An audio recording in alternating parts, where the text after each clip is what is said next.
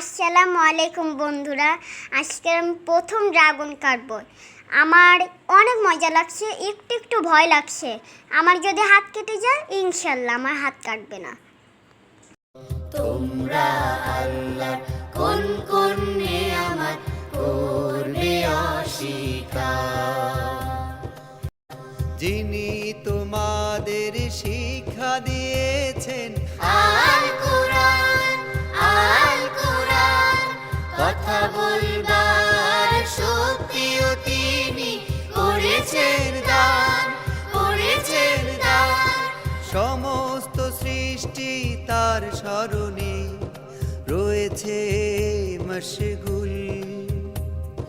কেবল মাত্র মানুষই তাকে চিনতে করে ভুল। তার করুণা